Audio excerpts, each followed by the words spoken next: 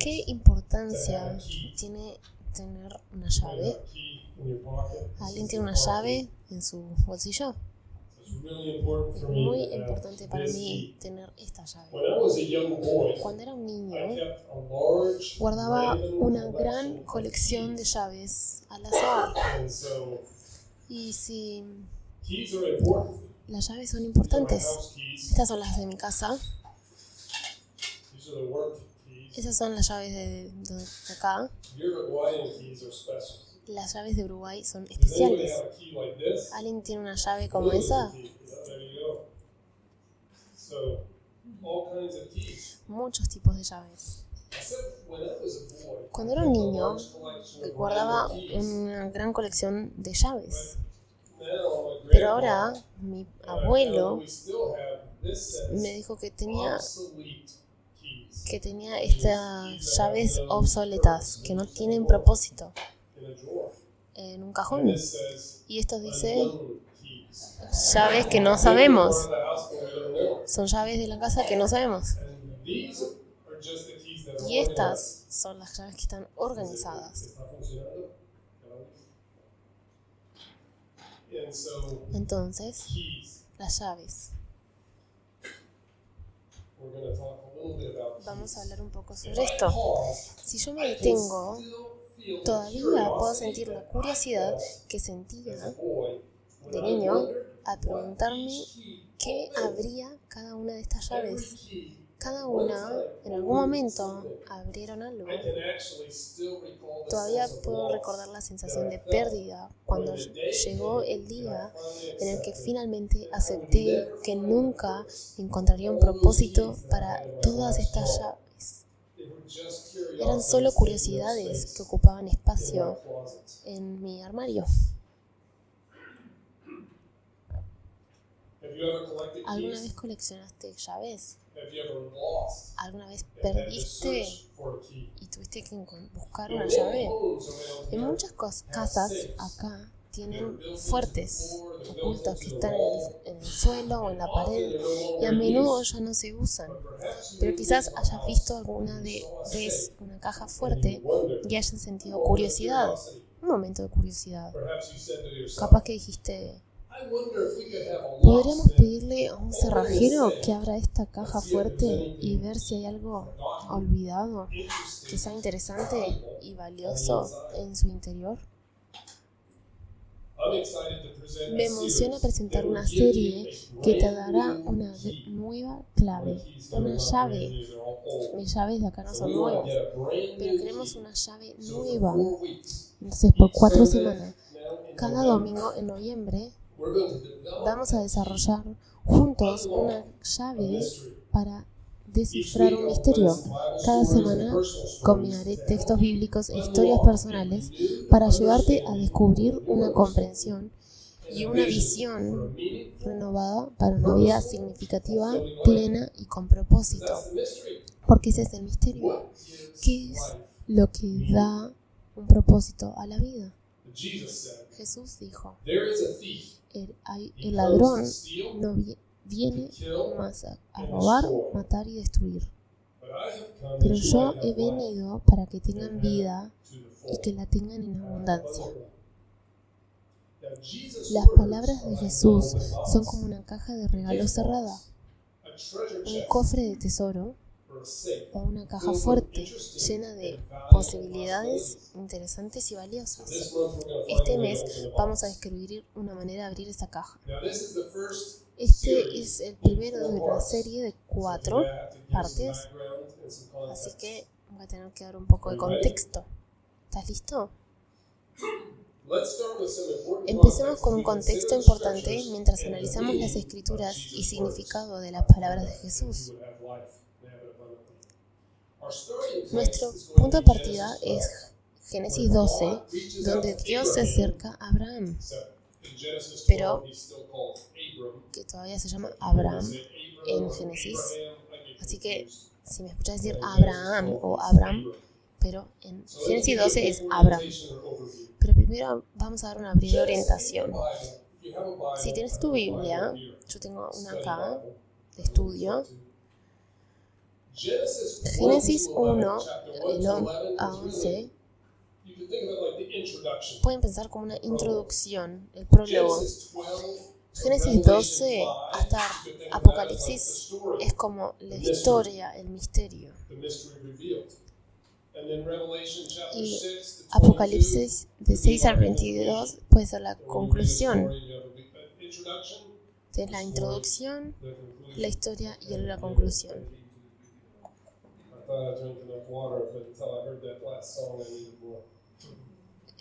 Pensé que no te necesitaba más agua, pero después de escuchar la última canción preciso más.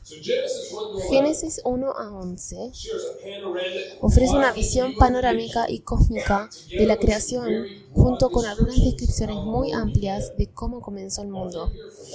Si estás acá y sos de fusión, van a escuchar algunas palabras difíciles hoy, pero después les voy a preguntar qué es lo que entendieron.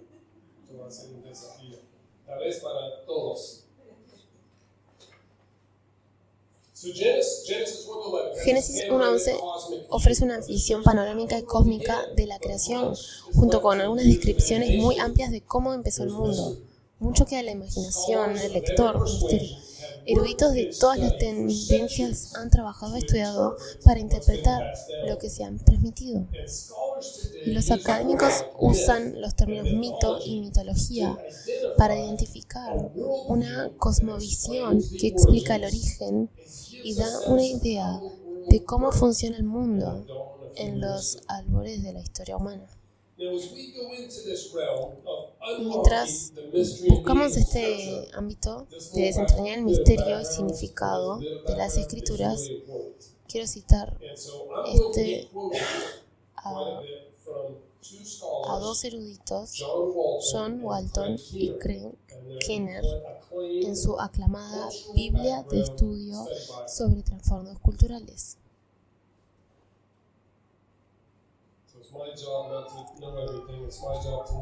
Es mi trabajo saber cuáles son lugares confiables. La mitología del mundo antiguo encapsuló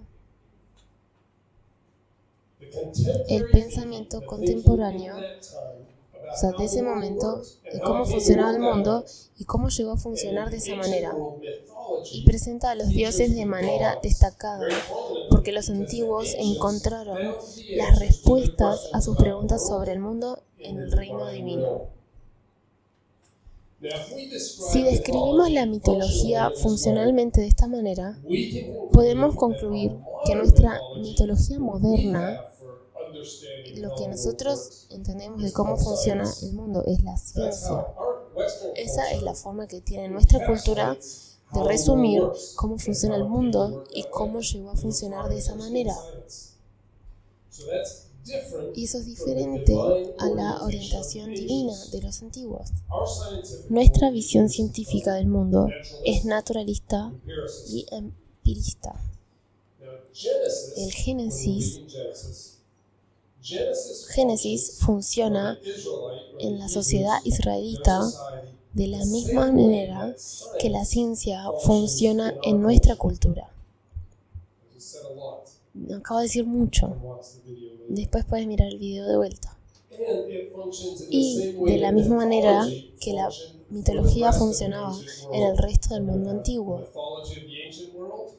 Vamos a tener la mitología del antiguo, la visión de Génesis y la visión científica. El Génesis ofrece una síntesis alternativa de cómo funcionaba el mundo y cómo llegó a funcionar de esa manera. Cómo tiene una orientación divina en lugar de naturalista, como hoy en día, pero su visión de la situación en el reino divino también la distingue de la mitología del mundo antiguo. Tienes la visión antigua, que es divina, que buscan por los dioses para explicarlo. Pues la visión de Génesis es que todo está escrito por dioses, pero en realidad solo tienen un dios. Y después tenés la visión científica, que es que los dioses son irrelevantes, pero la ciencia es lo que explica cómo funciona el mundo hoy. Entonces quiero leer Génesis 12, 1 a 3, y luego voy a escuchar una nota de Walton y Keenan. Escuchemos este pasaje. El Señor dijo a Abraham: deja tu tierra, tus parientes, la casa de tu padre, y ve a la tierra que te mostraré. Haré de ti una nación grande y te bendeciré. Haré famoso tu nombre y bendición. Bendiciré a todos los que bendigan y maldeciré a todos los que maldigan. Por medio de ti serán bendecidas todas las familias de la tierra. Abraham, estamos hablando de el año 2000 antes de Cristo. Y en el tiempo de Abraham estaba pasando un desarrollo interesante en Mesopotamia. Y es el surgimiento del concepto de un Dios personal. Acá los chicos estudiaron Mesopotamia. Lo dije para ver si ustedes lo reconocían. Muy bien, chicos. En este periodo, la gente empezó a verse a sí misma en una relación personal con un Dios familiar que asumía el patrocinio divino de la familia. Y como resultado, la mayor parte del culto familiar se dirigía a este Dios con la expectativa de que recibirían protección y guía. Cuando alguien sentía que un Dios había tomado a su familia bajo su ala protectora, la expresión que se utilizaba era que había adquirido un Dios, que encontraron a su Dios. Y en Mesopotamia, este Dios llegó a ser conocido como el Dios del Padre, que pasa de generaciones. Y dicen, este es el Dios de mi padre y mi abuelo. Este es el Dios que alabamos. Y durante todo Génesis y Éxodos habla del Dios de sus padres. Esto va a ser importante porque mientras hablamos de ver el misterio, quiero que tengan este resumen. Un Dios personal no era considerado el único Dios, sino el que estaba más directamente relacionado con la familia y era el centro de la mayor parte de actividad religiosa. Entonces, la devoción de esta deidad se extendía de familia en generación y generación y se heredaba en lugar de elegirse. Y estos no eran dioses muy grandes, pero también habían dioses chiquitos que la familia elegía. Y esto es importante, porque solo en Israel,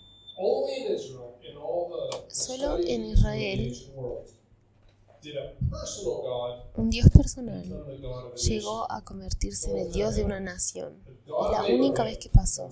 El Dios de Israel es el Dios de Abraham, Isaac y Jacob. Y ese Dios se hace el Dios de la nación. Es muy distinto. Algunos dicen, es todo lo mismo. Hay muchas similitudes, pero no buscamos por las similitudes, buscamos lo distinto. Como buscas en tu equipo de fútbol. Decís, son todos lo mismo, Nacional, Peñarol. Pero no, hay diferencias. El texto bíblico es claro en el sentido de que Abraham viene de una familia que no es monoteísta. Josué 24 dice que debemos suponer que fue criado compartiendo las creencias politeístas del mundo antiguo. Y en ese tipo de sistema, los dioses están conectados con las fuerzas de la naturaleza y se muestran a través de fenómenos naturales. Los dioses no revelan su naturaleza ni dan ninguna idea de lo que traerá a su favor o ira, y se los adora por ser engañados, complaciéndolos, apaciguándolos. Estos dioses son con necesidades hechos a imagen de los seres humanos. ¿Alguna vez pasó que pensamos en Dios en la manera que queremos que Él sea o lo que necesitamos y hacemos promesas y queremos que nos quede bien? Manipular a Dios. Una de las razones principales por las que Dios hace un pacto con Abraham es para revelarle cómo es realmente, para corregir la falsa idea que la gente tiene de la deidad. Pero eso va a tomar lugar en pasos. El Señor, en ese momento su nombre era Yahvé, no es representado como un Dios al que Abraham ya adoraba. Por eso digo, Génesis 12 es el principio donde hay un Dios que no tiene nombre. En Génesis 12 se revela y lo llama a Abraham. Y es interesante que Dios no le da una declaración doctrinal a Abraham. No le dice, esto es lo que creemos. No le exige rituales. Esto es lo que tienes que hacer. Ir a la iglesia todos los domingos no le impone requisitos cuando se le aparece a Abraham. Es una oferta, una invitación. Yahvé no le dice a Abraham que él es el único Dios que existe y no le pide que deje de adorar a los dioses que su familia adora. Dios no le dice que se deshaga de sus ídolos ni proclama un Mesías venidero a salvación. En cambio, Dios dice que tiene algo para darle a Abraham, si Abraham está dispuesto a renunciar a algunas cosas. Primero, aunque no tenemos ninguna indicación de que lo que Yahvé le explica o exige una creencia monoteísta o de que Abraham respondiera con una.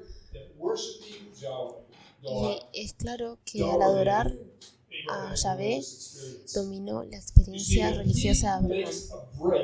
Al romper con su tierra, cuando deja su tierra, familia y herencia, Abraham también está rompiendo todos sus lazos religiosos, ya que las deidades están asociadas con divisiones geográficas, políticas y étnicas.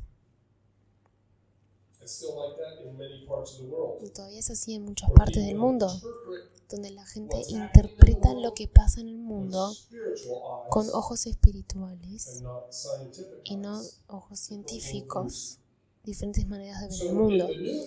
En su nueva tierra, Abraham no tiene dioses territoriales y como nuevo pueblo no trae consigo dioses familiares, aunque vamos a ver que él intenta hacerlo cuando se va. Su nuera, habiendo dejado su país, no tiene dioses nacionales ni de ciudades. Es Yahvé quien llena este vacío, convirtiéndose en el Dios de Abraham, Isaac y Jacob, y toda esa región y ese mundo empieza a identificar que ese es el Dios de Abraham. Y luego a Isaac y Jacob. Entonces va a leer.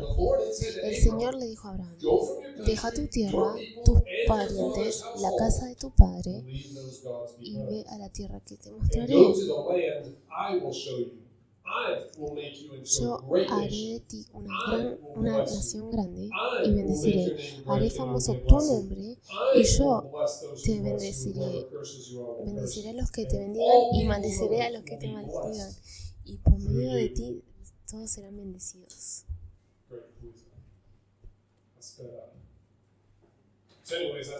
Entonces, hablé de la mitología cósmica para que tengas un poquito de conocimiento de esto. Y hemos tocado un poco la idea de dioses personales, familiares, y hemos visto que a Abraham se le invita de una manera única a emprender un camino de fe único. Y este nuevo Dios, Yahvé, lo invita a romper con su pasado, a romperlo y a recibir el patrocinio y la bendición de Yahvé y salir por fin hacia una nueva tierra y un nuevo destino donde Dios promete cosas grandes y poderosas. Ahora, in this hay background, there's una one more word or palabra, concept un that I think concepto is important que for us quiero mencionar to understand. para It's part para of the entender. key. Y es parte del proceso de reconocer la llave para abrir la misteriosa caja de regalos de Dios. Y la palabra es pacto. El pacto en la antigüedad es un pacto que era un acuerdo vinculante, un contrato que no se podía alterar ni romper. Un pacto se establecía con un corte. Lo han visto en películas tal vez, y se sellaba con sangre. Un pacto era un compromiso de vida o muerte, que generalmente incluía el sacrificio de animales. Y romper un pacto era renunciar a la vida. A lo largo de las escrituras, en la historia humana, podemos ver que los pactos más importantes eran pactos que no se podía romper. Romper un pacto era abandonar una vida, o alguna vida tenía que ser dada. A lo largo de la escritura, el acuerdo entre Dios y Abraham se había denominado el pacto abrámico. Técnicamente, el compromiso se desarrolla y se convierte en pacto en Génesis 15, pero en Génesis 12 tenemos la primera articulación. Te voy a bendecir, y serás una bendición para todo el mundo.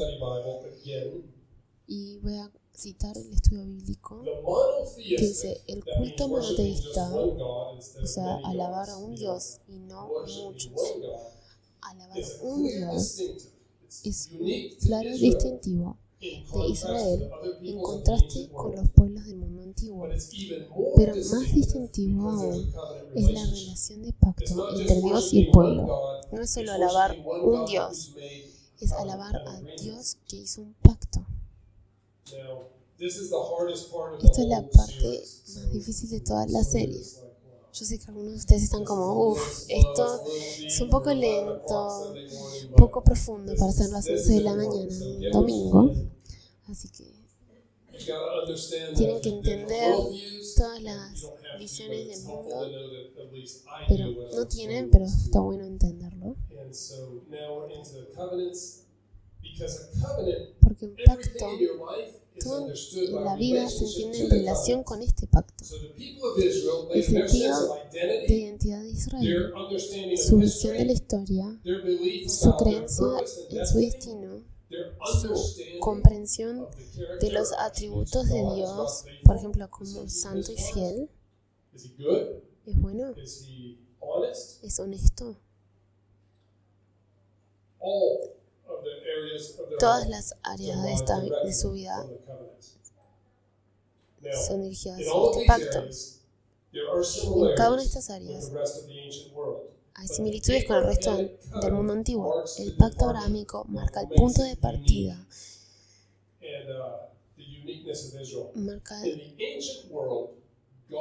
Es algo único. En el mundo antiguo, los dioses pueden haber sido vistos como dioses personales que se encargaban de proteger la familia, pero no hacían pactos.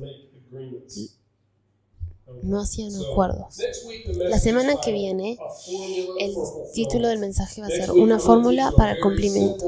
Te enseñaré una fórmula sencilla. Es una fórmula que te ayudará a ver la promesa de Dios a Abraham en acción a lo largo de toda la escritura. Te mostraré cómo puedes ver en tu propia vida y en la iglesia. Te diré por qué funciona la fórmula y por qué esa fórmula me sacó de mi tierra y de mi gente para venir acá a Uruguay, que ahora es mi hogar. Dios quiere hacer un pacto contigo.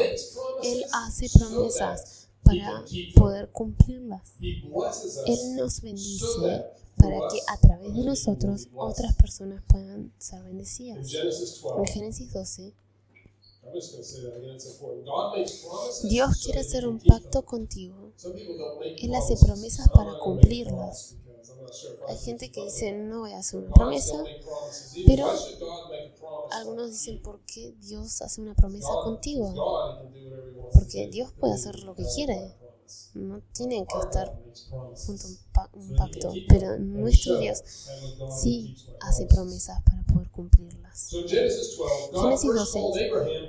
Dios llamó por primera vez a Abraham para que fuera el padre de una familia que llevaría adelante las promesas, privilegios y propósitos del pacto de Dios.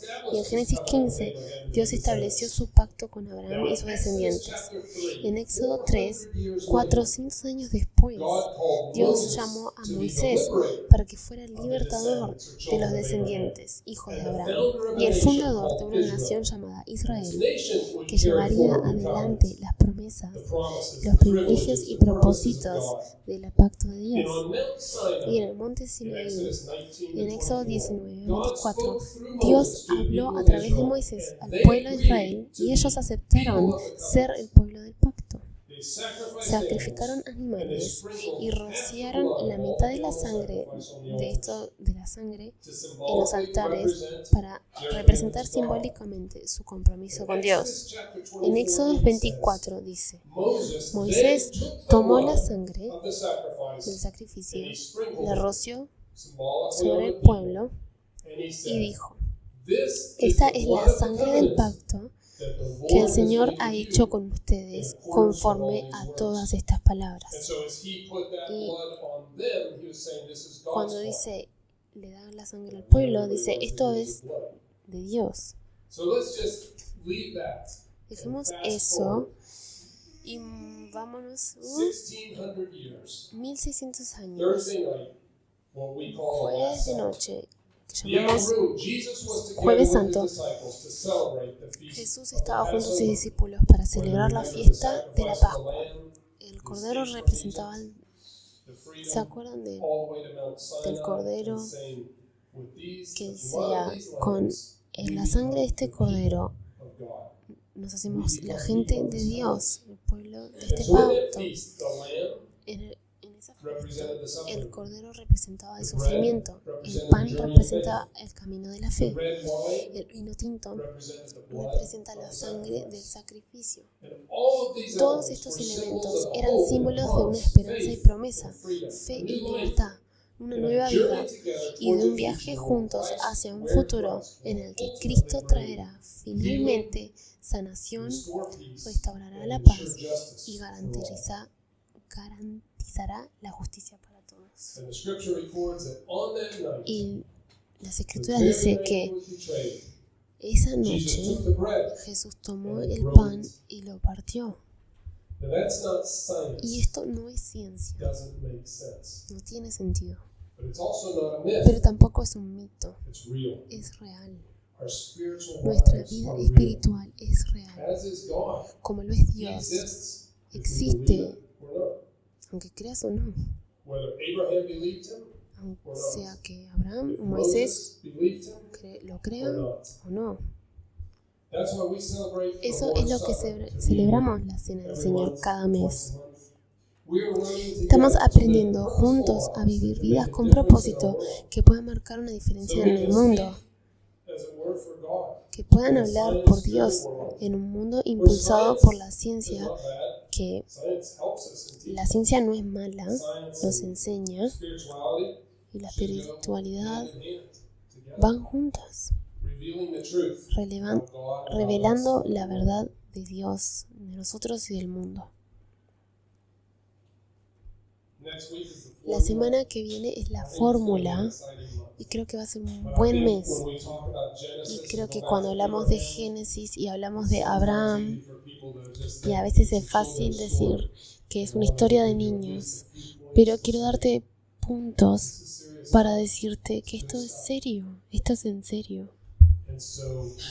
Y ahora tal vez tengas un poquito más entendimiento de este momento, porque en aquella noche, cuando Jesús fue entregado, Él tomó el pan y dio gracias, lo partió y se lo dio a sus discípulos, diciendo, este es mi cuerpo que por ustedes entrego, hagan esto en memoria de mí. Y comieron. y lo miraron and they were stunned y by his estaban next words. impresionados por esas palabras, porque él tomó la copa, dio gracias y se la ofreció diciendo: beban de ella todos ustedes. Esta copa es el nuevo pacto en mi sangre, que es derramada por muchos por el perdón de los pecados. Esto es parte del nuevo pacto, no el viejo pacto, pero el Nuevo Testamento. Y vamos a ver cómo estos términos son reinterpretados en el Nuevo Testamento. Pero ese llamado a Abraham es un llamado de Dios a nosotros. Y hacemos un paro por fe. Tal vez